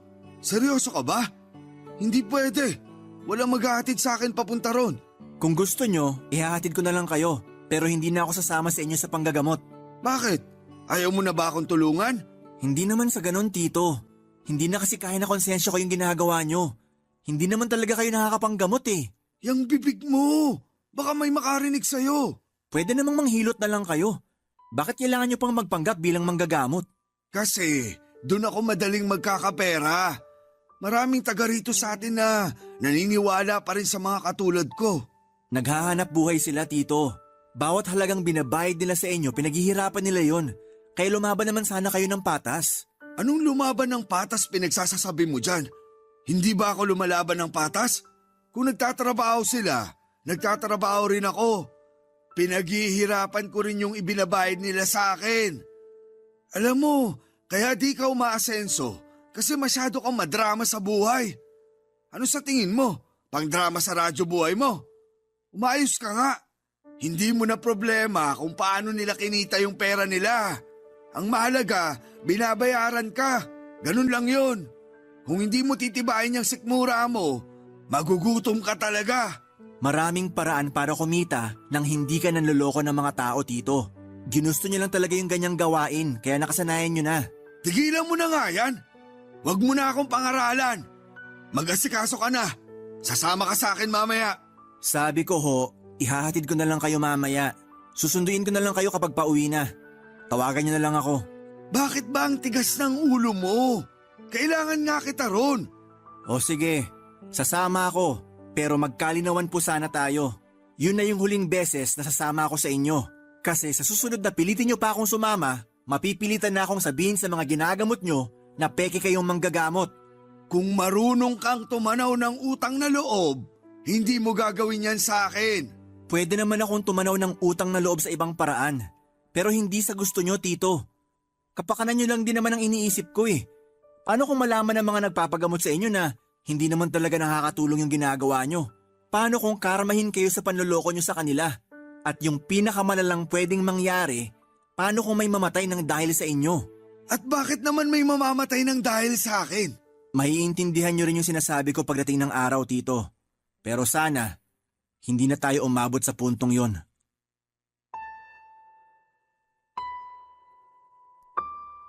Papadudot ilang beses ko nang sinubukan na patigilin na si Tito sa ginagawa niya. Tuwing may inilalapit sa kanya na may lagnat o pananakit ng katawan, ang matik na sinasabi niya ay napaglaruan daw ng elemento. Minsan naman ay sinasabi niyang may nagbabantay na kaluluwa at doon niya ginagamit ang kakayahan ko. Sinasabi niya na may nakikita akong kaluluwang gumagambala sa kanila kahit na ang totoo ay wala naman talaga. Dahil kung meron man ay hindi na kakailanganin pang magsinungaling ni Tito. Tuwing sinasabi ko sa kanya na ayoko nang sumama sa panggagamot niya ay ginagamit niya ang utang na loob ko sa kanya para hindi ako makawala. Batid ko na may sarili naman akong pag-iisip at kaya ko nang magdesisyon para sa sarili ko, Papa Dudut. Pero hindi ko naman siya magawang iwanan dahil wala na siyang pamilya o malapit na kamag-anak doon sa lugar namin. Hanggang isang araw ay hindi ko akalain na aabot na rin si Tito sa puntong pati mga taong malapit sa amin ay biniktima na rin niya para sa pera. Nagkasakit noon, Papa Dudut, ang nanay ng kaibigan ko. Naging magkaklase kami ni Chito noong high school at magkapitbahay lang din kami. Dahil ilang araw nang masama ang lagay ng nanay niya, ay nagpasya na siyang lumapit kay Tito Domeng sa pag-aakalang may maitutulong ito sa kanila para gumaling. Barangay Love Stories. Barangay Love Stories. Papa Dudut, hindi ako kasama ni Tito noong ginagamot niya ang nanay ni Chito. Kahit anong kasing pilit niya ay namasada na lamang ako. Pero bago niya puntahan ang nanay ng kaibigan ko ay sinabihan ko na si Chito na sa ospital na lamang dalhin ang kanyang ina para makasigurado. Pero dahil walang sapat na pera ay nagbaka sakali siya sa kakayahan ni Tito Domeng. Hindi ako mapakali noong araw na yon dahil bukod sa kaibigan ko si Chito ay alam ko namang hirap din sila sa pera. Nang makauwi ako noon ay nalaman ko na nagbayad pala ito ng 500 piso kay Tito Domeng. Tinanong ko siya kung ano ang ginawa niya sa nanay ni Chito at ang sinabi niya lang daw ay may nagambalang elemento ang nanay ng kaibigan ko. Nagbigay lang siya ng pangontra at herbal na hindi naman talaga makakatulong sa kalagayan nito noon. Umasa ang kaibigan ko na magiging mabuti na ang kalagayan ng nanay niya at hindi na kakailanganin pang dalhin sa ospital. Pero ilang araw lang ang lumipas ay pumanaw ito. Huli na nang malaman ni Chito ang sakit na ikinamatay ng nanay niya at hindi ito naagapan. Sinisi niya si Tito Domeng sa panloloko nito sa kanila kaya ang nangyari ay sinugod kami sa bahay, Papa Dudut.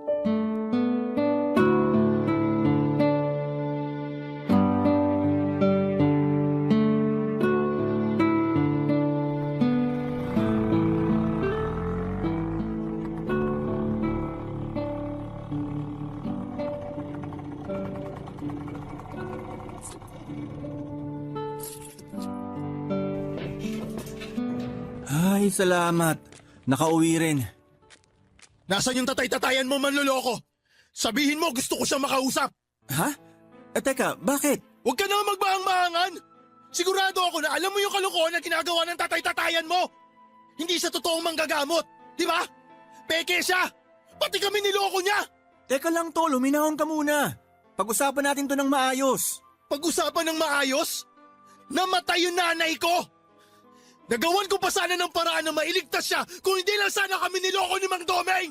Tol, sinabihan naman kita, di ba? Sinabi ko na sa'yo na sa doktor mo na lang dalhin nanay mo. Anong gusto mo palabasin? Nakasalanan ko kaya namatay nanay ko? Ako ba yung nanloko dito? Palabasin mo na si Mang Domeng! Siya gusto ko makausap, hindi ikaw! Kauuwi ko lang. Hindi ko alam kung nandyan na siya sa loob. Ano nangyayari dito? Buti naman nagpakita ka! Napakasinungaling mong matanda ka! Sabi mo gagaling ang nanay ko! Tingnan mo kung nasa siya ngayon! Nasa morgue! Teka sandali, bakit naman ako yung sinisisi mo? Ginawa ko lang naman kung anong makakaya ko. Pero hindi ko hawak kung anong magiging kapalaran ng nanay mo, iho. Kung di nyo sana sinabi na gagaling na si nanay, nakagawa pa sana kami ng paraan! Sana sinabi nyo na lang yung totoong kalagayan niya! Hindi yung pinaikot nyo pa kami! Iho, hindi ako doktor na nakakagamit ng mga aparato para matukoy yung sakit ng nanay mo. Nakakapanggamot lang ako base sa kakayahan ko. Kaya hindi mo ako dapat sisihin sa nangyari sa kanya. Masama na yung lagay niya bago mo pa siya inilapit sa akin. Kung talagang malala na yung sakit niya, kahit ilang orasyon pat pangontra ibigay ko sa kanya, wala na ring silbi yun. Kasi wala kayong silbi! Peki kayong manggagamot! Nanluloko lang kayo ng mga tao para magkapera! Iyo, ikinalulungkot ko yung nangyari sa nanay mo. Pero sana, wag mo namang isisi sa akin yung pagkamatay niya. Mananagot ka sa nangyari kay nanay! Tol, Huwag mo na subukan ipagtanggol to matanda! Wala akong kasalanan sa pagkamatay ng nanay mo, Chito. Tanggapin mo na lang na hanggang doon na lang yung buhay niya. Tsaka sa tingin mo, kung nadala mo siya sa ospital nung araw na pinagamot mo siya sa akin, makakaligtas pa siya? Kakailanganin mo muna ng malaking halaga bago siya asikasuhin sa ospital. Nagkamalas-malas lang kasi sa akin pa napatapat. Ako patuloy yung nasisi. Napakawalang puso nyo talaga! Hanggang ngayon ayaw nyo pa rin aminin na nagkamali kayo? Umuwi ka na't asikasuhin mo na lang yung burol ng nanay mo. Huwag kang mag-alala. Magbibigay naman ako ng abuloy. Tito naman, tumigil na kayo. Hindi ko kailangan ng abuloy mula sa inyo! Itabi nyo na lang yon! Kasi baka isang araw, isa naman sa inyo ang mangailangan ng abuloy! Abat, pinagbabantaan mo ba kami? Hindi ko na kailangan gawin yon! Karma na bahala sa inyo! Huwag kayong mag-alala! Magbibigay ako ng pang-abuloy kung sakali! Aalis na ako! Pero tandaan nyo yung mga sinabi ko! Hindi ko gusto tabas ng dila ng kaibigan mong yun, Johnny. Masyadong mayabang. Kung pagbantaan ako, ganun-ganun na lang. Hindi nyo na sana pinatulan. Natural lang na mataas pa yung emosyon ng tao. Isa pa, hindi man kayo yung direktang may kasalanan sa pagkamatay ng nanay niya, may kasalanan pa rin kayo kasi niloko nyo sila. Ay, ganun ba talaga kahirap humingi ng tawad para sa inyo? Imbis na sa sitwasyong to, kayo yung magpakumbaba. Lalo nyo pang pinalala. Papadudot gustuhin ko mang makipaglamay kina Chito ay hindi ko nagawa yon. Sa takot na magkagulo lamang kapag nakita niya ko roon.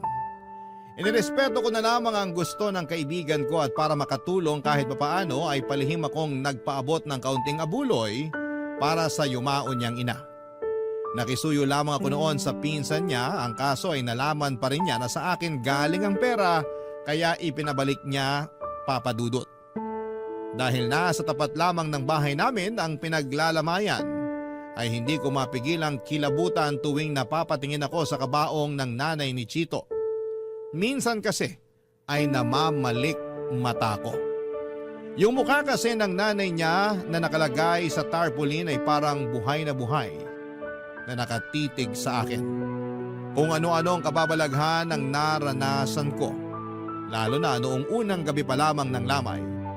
Maghahating gabi na kasi noon nang tumayo sa gitna ng kalsada yung aso ng kapitbahay namin. At saka sunod-sunod itong umalulong habang nakaharap sa bahay namin. Ayaw ko na sanang mag-isip ng kung ano-ano, Papadudot, pero parang may nais itong ipahiwatig sa amin ni Tito Domeng. Sa ikalawang gabi ng lamay ay hindi na ako nakatiis. Sinubukan ko nang kausapin si Chito para personal na humingi ng tawad sa kanya at magpaabot na rin ng pakikiramay.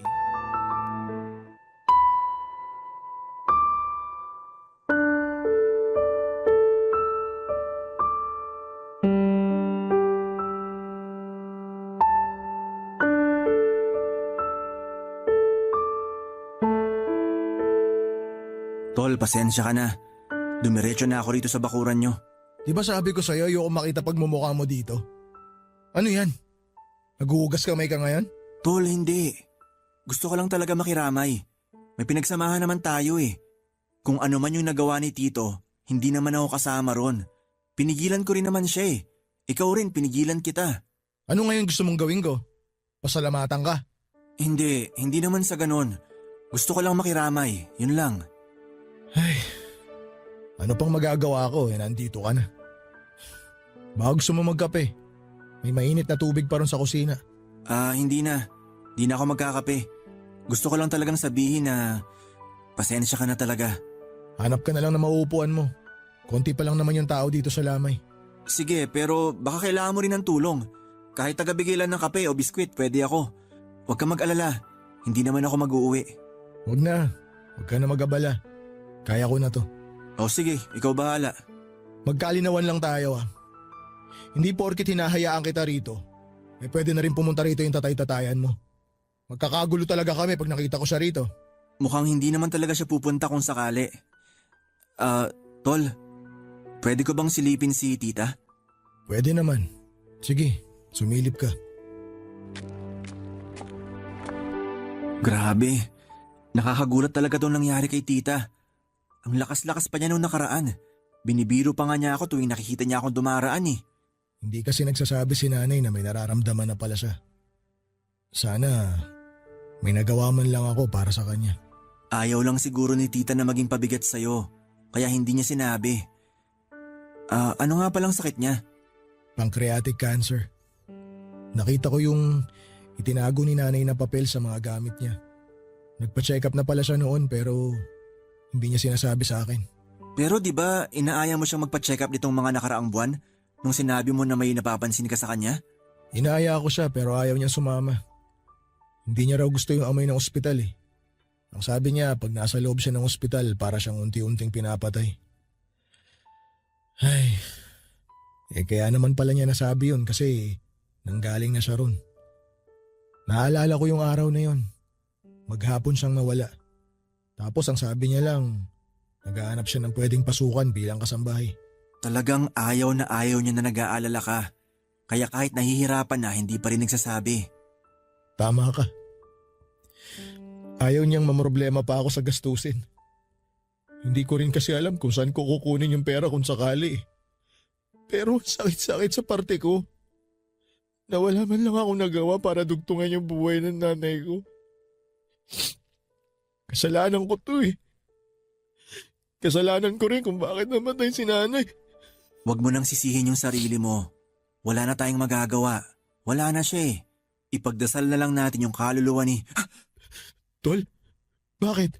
Ang nanay mo, nandito siya. Ano? Seryoso ka? Sinabi ko naman sa'yo noon na nakakakita talaga ako ng mga ligaw na kaluluwa, di ba? Huwag ka mag-alala. Hindi kita niloloko. Pero bakit nakikita mo siya rito? Kaya mo ba siyang kausapin? Nakikita ko lang siya. Pero wala akong kakayahan na kausapin siya.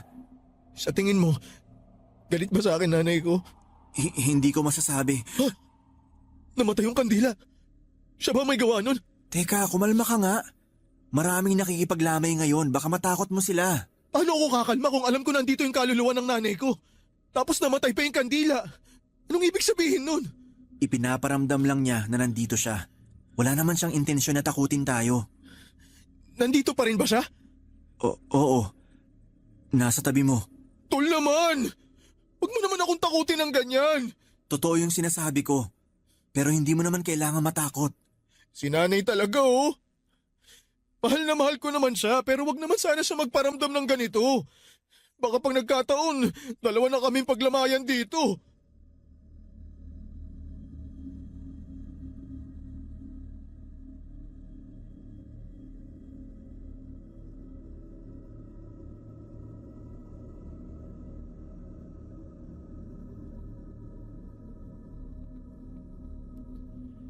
Papadudot, nagtaka po ako noon dahil noong yung kaluluwa ng nanay ni Chito ang nakita ko ay hindi ako nito dinalaw sa panaginip ko. Sa katunayan, iyon pa lamang ang unang pagkakataon na nakatulog ako ng maayos matapos makakita ng kaluluwa ng yumao. Tungkol naman kay Tito Doming, kahit nalaman niya na wala na ang nanay ni Chito ay hindi man lang siya humingi ng tawad at hindi pa rin siya tumigil sa panggagamot niya.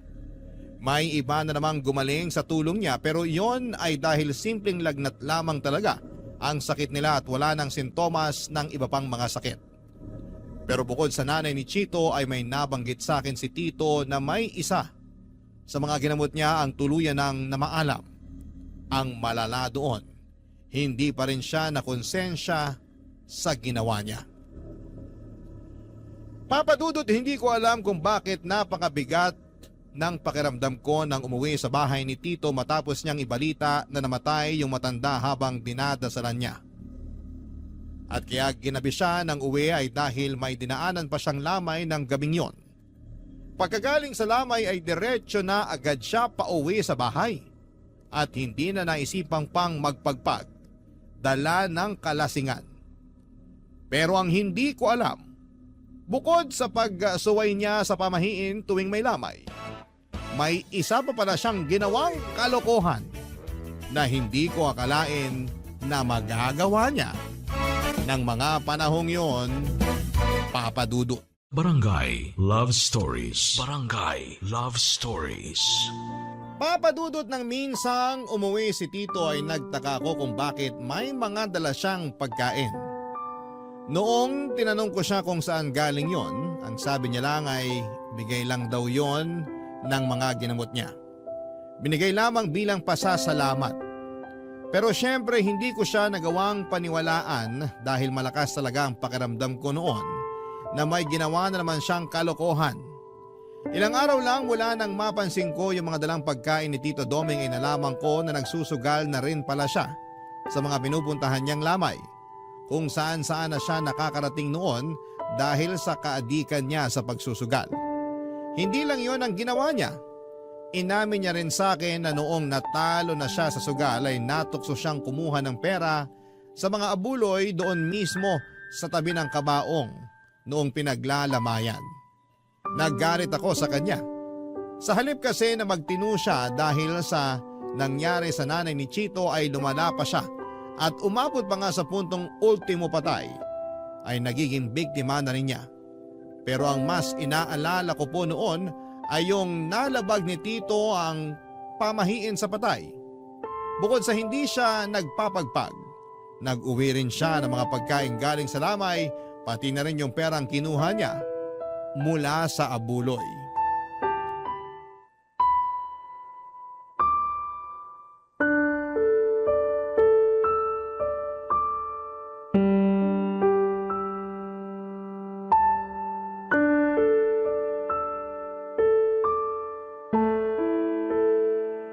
Ang tagal naman ni Tito Doming.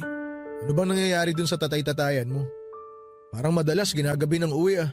Hindi pa nagpapasundo sa'yo. Ewan ko ba ron? Hindi na nga ata ng gagamot kasi nakahanap na ng bagong libangan. Bakit? Ano na naman naisip niyang gawin? Ayun, naadik na sa pagsusugal sa lamay. Pati abuloy dun sa patay, pinapakailaman niya raw pag natatalo siya. Nakakahiya tuloy dun sa pamilya ng pinaglalamayan. Di ko rin maintindihan niya si Mang Doming. Ayos naman siya nun eh. Akala ko nga, totoong nakakapanggamot siya. Kasi di ba nung sumasakit yung tiyan ko, siya lang ang nakapagpawala nun. Dahil siguro yun sa herbal na pinainom sa'yo. Teka, matagal mo na bang alam yung modus niya? Hindi, kailan ko lang din nalaman na peke pala siya. Paano mo nalaman? Ay, ayoko na pag-usapan. Ako kasing nahihiya para kay Tito. Sige na, sabihin mo na. Wala na rin namang mawawala. Nalaman ko yun nung ako naman yung nagkasakit. Ayaw niya akong gamutin. Namimilipit na ako noon sa sakit ng tiyan. Kasi alam niyang hindi ka niya magagamot. Kaya pala nagpa-ospital ka na lang nun. Tapos ayun, appendicitis na pala. Kung hindi na agapan, baka nauna pa akong pinaglamayan kesa sa nanay mo. Ay, nga pala tol. May sasabihin talaga ako sa'yo kaya pumunta ako rito sa inyo. Ano yun? Mukhang seryoso yan ah. Kagabi kasi, nakita ko si nanay sa panaginip ko. Malungkot siya tapos umiiyak. Nung nagising ako, nakita ko siya sa kwarto ko. Ha? Paano nangyari yun? Hindi ko rin alam Basta nakita ko si nanay. Sigurado akong siya yun. Kung ganon, nakakakita ka na nga. Tol, hindi naman ako bulag. Sira, nakakakita ng mga kaluluwa yung ibig kong sabihin. Alam ko naman, binibiro lang kita. Masyado ka kasing seryoso Pero seryoso nga, pareho na tayo? Hindi ko pa sigurado yan. Si nanay pa lang naman yung nakita ko. Ay, baka naman guni-guni mo lang yun kasi mismo na yung nanay mo. Tol, sigurado ako sa nakita ko. Akala ko nga nananaginip pa rin ako nun Pero kahit nakailang kurot na ako sa sarili ko, totoo pala talaga. Ibig sabihin bukas na rin yung third eye mo. Ay, good luck sa'yo. Bakit? Yun kasi yung dahilan kaya madalas akong binabangungot. Buti na lang laging nagigising si Tito Doming pag naririnig niyang sumisigaw ako. Pero minsan kusa naman ako nagigising. Kaya iniisip ko na lang na baka hindi ko pa talaga oras. Masamang damo ka kasi, kaya hindi ka pa natutuluyan. Bakit ikaw? Anong klaseng damo ka ba? Tito, akala ko mamaya pa kayo. Kaya ba nagpatuloy ka ng busita rito? Tito, hindi naman pumunta rito si Chito para makipag-away sa inyo. May pinag-uusapan lang kami. Wala akong pakialam sa pinag-usapan yung dalawa. Hoy Chito, umuwi ka na ron sa inyo. Tito, wag naman kayong ganyan Tol, kay Chito. ayos lang. Alis na ako. Sige tol, pasensya na. Ayos lang. Itong tatay-tatayan mo yung mukhang hindi maayos. Baka nilamon na ng konsensya niya. Tanggap niya na Dr. Kwak-Kwak siya. Bastos ka! Umalis ka na rito! Pag di ako nakapagpigil, baka bambuhin ko yung mukha mo! Pasalamat kayo, Mang Domeng. Dahil kaibigan ko tong anak-anakan nyo. Kasi kung hindi, sisiguraduhin ko na kayo naman yung paglalamayan dito sa bahay nyo.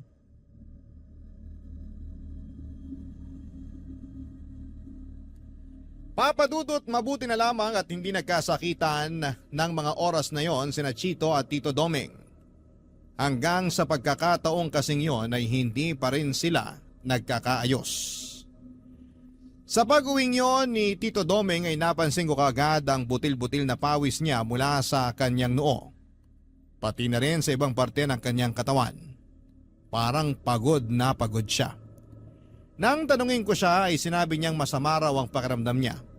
Hanggang sa nauwi na nga sa trangkaso ang sama ng pakiramdam ni Tito. Binantayan ko siyang magdamag, pinainom ko siya ng gamot at pinunasan ang katawan niya para bumaba ang lagnat niya. Pero walang nagbago sa nararamdaman niya, Papadudot. Kahit alalang-alala na ako noon sa kalagayan niya, ay pilit pa rin niyang sinasabi na ayos lamang siya at mawawala rin yon. Pero makalipas ang isang linggo, hindi pa rin bumababa ang lagnat ni Tito Domeng. Ang pinagtataka ko lamang noon ay tinubuan na rin siya ng malalaking butlig sa katawan. Nagtutubig po yun at kapag pumutok na ay nagiging sugat naman. Batid kong nahihirapan na noon si Tito kaya sinabi ko na sa kanyang dadalhin ko na siya sa ospital. Pero hindi po siya pumayag. Ang katwiran niya ay wala rin naman kaming pampaospital at ayaw niya ring may iba pang makaalam tungkol sa kalagayan niya. Pinagbigyan ko naman siya pero habang tumatagal ay napapansin ko rin ang paglaki ng kanyang tiyan. Hindi ko po noon maintindihan kung ano ang nangyayari kay Tito kaya humingi ako ng tulong sa ibang mga kakilala namin. Pero noong dadalhin na namin siya sa ospital ay saka naman siya binawian ng buhay. At sa unang gabi ng lamay niya ay may nangyari na kababalaghan.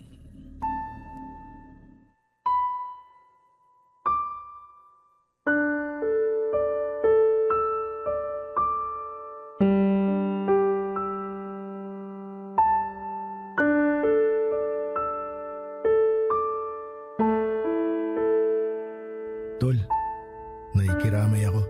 Salamat. Grabe, Wala pang isang buwang nalilibing si nanay tapos ngayon, si Mang Doming naman yung pinaglalamayan. Ay, pasensya ka na nga pala sa mga nasabi ko noon sa kanya. Nadala lang ako ng galit. Hindi mo kailangan humingi ng pasensya. Naiintindihan ko naman yung nangyari. Salamat, Tol. Pero sa tingin mo, ano kayang kinamatay ni Mang Doming? Hindi ko rin alam. Hindi rin kasi matukoy kung ano yung sakit niya. Hindi kaya nabarang si Mang Doming? Kasi kung kulam lang, posibleng magamot pa siya eh. Kasi mula nung naglabasan yung mga sugat niya sa katawan, ilang araw lang ang itinagal niya. Yung barang kasi, Tol, intensyon talaga na patayin yung taong dinapuan ng sumpa. Pero sino namang gagawa nun kay Tito Doming? Malay mo, may iba pa siyang nakaalitan. Basta ako, hindi ko magagawang magpakulam o magpabarang ng tao. Kahit na malaki pa yung kasalanan sa akin. Ngayong napag-usapan na natin yung barang, suspecha ko baka isa sa mga pinagnakawan niya ng abuloy yung nagalit sa kanya. Hindi malabong mangyari yon. Pero mahirap din mambintang. Mahirap patunayan kung sino yung nagpabarang kay Mang Doming eh. Lalo na kung hindi naman natin kilala kung sino yung mga galit sa kanya. Kahit naman loko-loko si Tito Doming, nakakaawa pa rin siya. Tsaka siya na lang yung meron ako. Ngayong wala na siya, mag-isa na lang talaga ako sa buhay. Ako rin naman eh. Si nanay na lang yung meron ako tapos nawala pa. Wala man lang sa mga kamag-anak ni Tito Doming yung dumating para makiramay. Sinubukan ko naman silang kontakin. Pero mga wala raw pamasahe. Uy, ayos ka lang? Bigla ka na lang natahimik dyan. Huwag mo sabihin may nakikita ka na naman. Tol, tingnan mo yung bangkay ni Mang Doming. Bakit? Anong meron? Tingnan mo yung bandang leeg niya. Parang may gumagalaw eh. Ano namang gagalaw dyan? Ikaw talaga mananakot ka pa. Seryoso ko, tingnan mo, ayun oh. Parang may uod. Oo nga. Pero paano magkakauod yung bangkay ni Tito? Unang gabi pa lang naman ang lamay niya. Mukhang binarang nga si Mang Doming, Tol.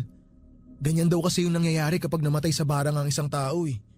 Hindi pa rin nawawala yung sumpa kahit patay na siya. Uy, bakit natapon yung mga abuloy? Nasagi mo ba yung garapon? Hindi, ang layo ng kamay ko. Pasuyo naman, Tol. Ikaw na mamulot ng mga barya. Sisindihan ko lang tong kandila. Namatay na naman eh. Ay, sige, ako na pupulot sa mga barya. Hoy, ano ba yan? Huwag ka humarang. Nakita mo na ngang may pinupulot dito eh, tsaka ka patatayo sa harap ng kabaong. Uy, Manong! Pwede po bang umatras muna kay sandali? Pupulutin ko lang itong mga barya oh. Uy, sinong kausap mo dyan? Yung Manong na nakatayo dito sa... Ha? Mang Doming! Tol! Nandito siya! Tol! Ano? Nakikita mo rin ba siya? Oo, nakikita ko rin siya. Pero huwag ka na magpahalata. Tayo lang yung nakakakita sa kanya. Baka matakot yung mga tao dito sa burol kapag nalaman nilang nakikita natin yung kaluluwa ng pinaglalamayan. Pero... Sige na nga. Grabe naman oh. Bakit nagpapakita sa akin si Mang Doming? Hindi naman ako yung nagpabarang sa kanya. Nakita ko rin naman yung nanay mo nung burol niya. Teka, kilala mo ba yon? Sino? Ayun oh, yung binata na nakatayo ron sa may poste. Kanino ko pa siya napapansin na nakatingin dito. Akala ko naman kanina napatingin lang. Pero paglingon ko nandun pa rin siya. Hindi umaalis. Oo nga no. Titig na titig siya sa kabaong ni Mang Doming. Hindi kaya kamag-anak niya yan? Wala siyang kamag-anak dito. Eh sino yun? Hindi ko nga alam. Kaya nga tinanong kita. Ha? Tol! Nawala yung binata. Teka, saan naman pumunta? Ewan ko. Ang bilis na wala eh. Tumingin lang ako sa isang sandali. Paglingon ko, wala na siya. Hayaan mo na. Baka napadaan lang. Baka nga.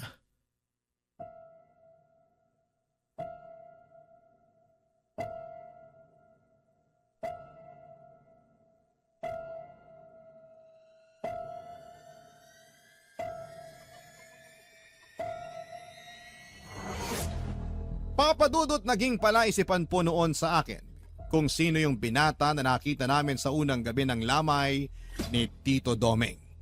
Hindi na rin naman ako nagkaroon ng pagkakataong makausap ito dahil bigla na lamang itong nawala sa kanyang pwesto. Kung saan namin siya nakita ni Chito. Pero nang makapag-isip-isip ako noon, Saka ko lang napagtanto kung bakit biglang nawala yung binata. Saka ko lang kasi napagkonekta na yung nakita ko sa lamay ay yung matandang nakita ko noong nasiraan kami ng tricycle ni Tito Domeng ay iisa lamang. Kung sino man siya at kung bakit siya sa akin nagpapakita ay hindi ko po talaga alam. 3 gabi lang na binuro si Tito Domeng at hindi ko na yon pinatagal dahil kakaunti lang naman ang pumupunta sa lamay. Siguro'y dahil nabalitaan na rin nilang peking manggagamot si Tito. Hindi na rin ako nagtataka kung maraming galit sa kanya pero doon sa hinala ni Chito at ng iba pa naming kakilala na binara nga siya ay hindi rin ako nakakasigurado. Lalo na't wala namang makakapagpatunay doon. Sabi naman ng ibang kapitbahay namin ay binarang man o hindi ay isa pa ring malaking karma ang dumapo kay Tito dahil sa mga panlulokong ginawa niya at sa pagnanakaw ng abuloy sa mga lamay na pinupuntahan niya para magsugal. Sa lahat ng yon, buhay niya ang naging kapalit. Nang ilibing na si Tito ay isinama ko na rin lahat ng mga gamit niya sa panggagamot. Yung ibang gamit naman niya na naiwan ay sinunog ko na lamang gaya ng bilin ng mga nakakatanda doon sa amin. Masama raw kasing mag-iwan ng mga gamit ng isang taong namatay, lalo na kung namatay sa pambabarang. Mula nang mawala si Tito ay ramdam ko na hindi niya nilisan ang bahay niya. Madalas pa rin siyang nagpaparamdam kaya naman nagpasya na akong lisanin na ang bahay na yon. At ngayon nga po ay nandito na ako sa Aklan at isinama ako ni Chito sa trabahong inaalok niya sa akin. Ang kaso ay hindi ako natanggap dahil bumagsak ako sa medical. May problema kasi ako sa baga. Pero para hindi ako matenga ay nagtitinda na lamang ako ng street food sa palengke gamit ang pinagbentahan ko ng tricycle. Ibinenta ko yon bago umalis sa Antique. Yung bahay naman ni Tito ay ibiniling ko na lamang sa mga kakilala namin doon. Sabi ko ay bibisitahin ko na lamang yon kapag dadalaw ako sa puntod ni Tito tuwing undas. Hanggang sa ngayon ay nakakakita pa rin ako ng mga ligaw na kaluluwa. Pareho na kami ng kaibigan kong si Chito. Kung hanggang kailan ko ito mararanasan, yun po ang hindi ko alam. Hanggang dito na lamang po ang aking kwento at maraming salamat po sa inyo at sa lahat ng bumubuo ng Barangay Love Stories. Ang inyong forever kapuso at kabarangay, Junie.